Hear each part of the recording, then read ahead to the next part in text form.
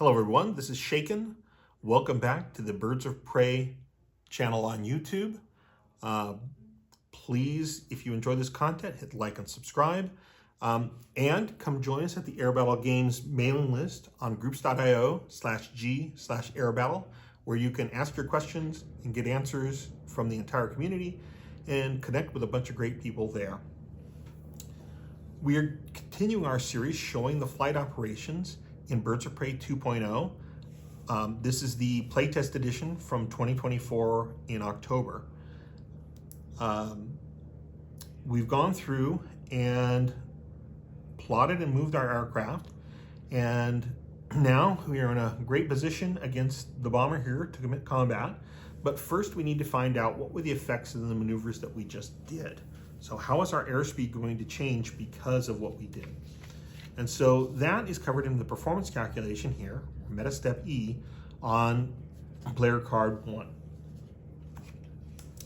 So we're going to go through each of the steps here. The first step is we're going to find a new airspeed modified by our delta altitude. Now our delta altitude was from here Z of +8. So I can carry that to right here. We gained 80 altitude levels. And zoom, which is a value up here, 31, minus that delta is a value of 23. So zoom minus altitude, 31 minus 8 equals 3. Equals 23, pardon me. And so we come here and we find that value on the outer ring, 23. And from there we can look down and find our new modified keys. And that is 325-ish. So let's go ahead and write that in right here, 325. Our next item, we actually have several fields here for doing segment turn delta K test. Since we didn't fly any segments, I'm going to cross this out and we're just going to do the total delta K test for the turn. That does mean that we're going to ignore this step 13B. We're just going to do 13A. And so we look up the pitch limit, and we're going to place that over the pitch rate. The pitch limit, what we found previously, was 18.6, and of that we used 14. So we used a fair amount of our total available turning. So on the outside, I'm going to put the 18.6, which was right about here. And underneath of it, we're going to put the 14 that we actually used. Right about there. And under 10, we're going to find a value called beta. And beta is interesting because it is just an intermediate. It does not get used, don't write it down. But under 10 here, you can see I have a value of 7.5. I'm going to place that on the outer green scale. So swing that around to 7.5. Probably went the long way there. And under that, I'm going to look up efficiency. Efficiency has the little aircraft icon with the 13 there. That tells us to go and find that value on the aircraft data card. And here's the efficiency column. You recall we were going Mach 0.56, so we're going to scale down to Mach 0.6, go across, and we find our efficiency at this airspeed, at this Mach, is 44. And so, under this beta value, we're going to swing the inner disk until 44 comes up under the register. Right there, to the index we're set on 44. And then over smash, and we have a smash of 5.4, we're going to find the delta keys, the delta K-task, excuse me. And so above 5.4 looks right about at 65. It's closer to 65 than to 70. So that is a turning delta speed of -65. Turning and form are always negative values. Engine is always a positive value. So we'll just note that to make that easy for ourselves. And we'll move on to the next step. It's called base delta K-test because if you have multiple segments, they need to get modified by the segment versus the total size of the segment. But since we flew the entire turn, that step is not necessary.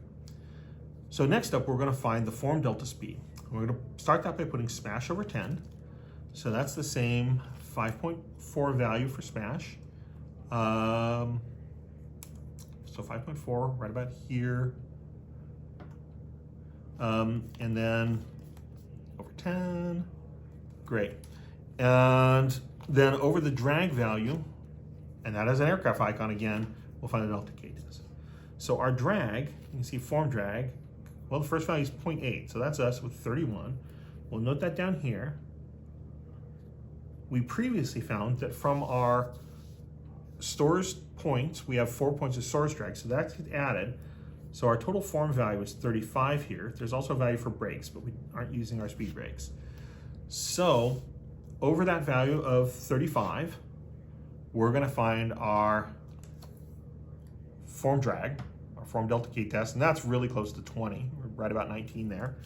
And so we're gonna say we lose 20 knots to form. And lastly, we're gonna do our engine. I forgot to note, but I had the engine set in afterburner. We're under corner, so it's pretty often you're gonna keep yourself in blower.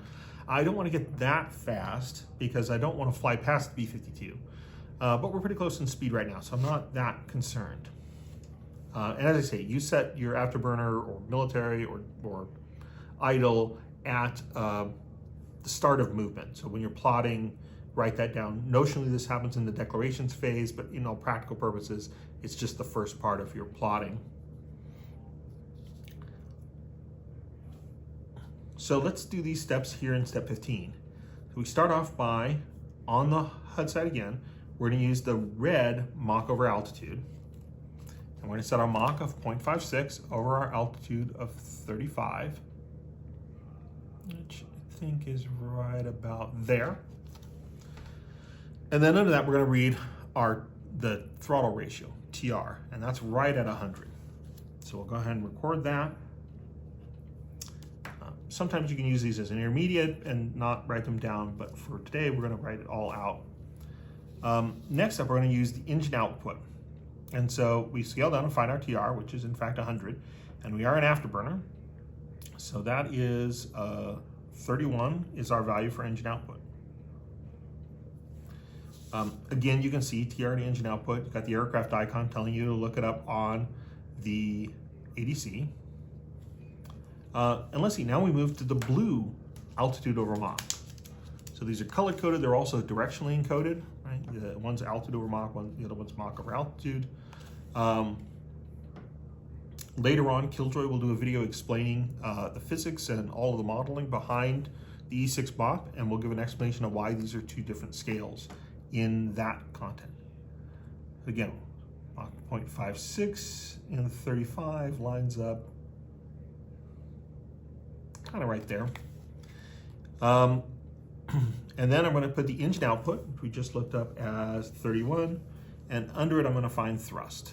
So at this, 31 lines up and looks like a thrust of about 29.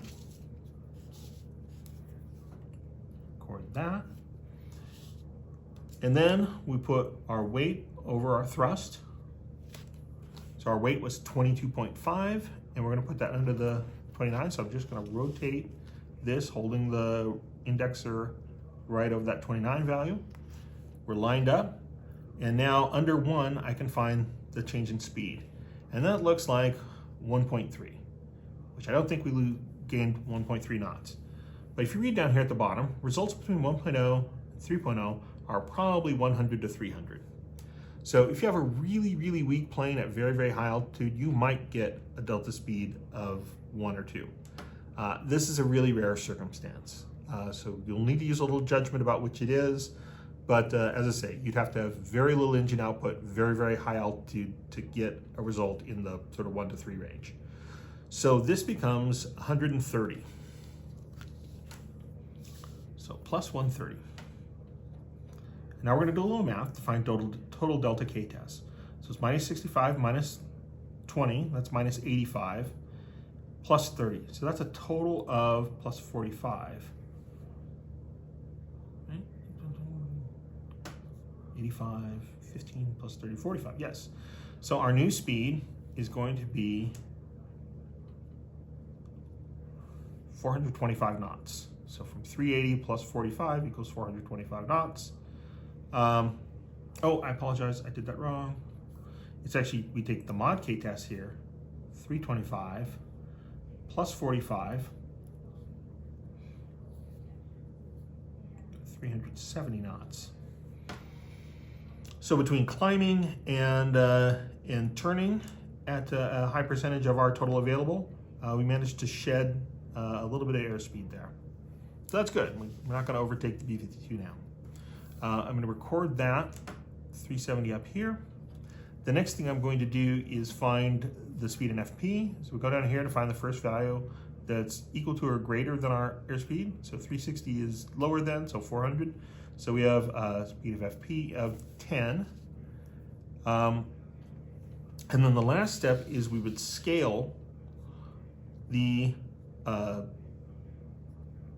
vector based on our new airspeed. Our airspeed's unchanged, so we won't have to do that at all. So unfortunately, I won't be able to show you that step this time. This works just like the step when we scaled M to Z. When we scaled M to Z on the movement, except the first step, we're placing the new speed over the old speed, and then you place the old, each component of your vector W gets scaled by this ratio to come out to the new W. And so we record our modified vector, which again, didn't end up being modified this time. 7B1A plus 12 here on your vector. And at this point, movement is complete, and we're ready to move on to the combat phase, which ought to be very exciting in this game turn. So that concludes the performance calculation step of our video series. If you have any questions, you can post them in the comments here, or better still, on the mailing list at groups.io/g/airbattle. Please like and subscribe. We hope you've enjoyed this content and look forward to having a chance to push some cardboard airplanes across the table with you. Have a great day.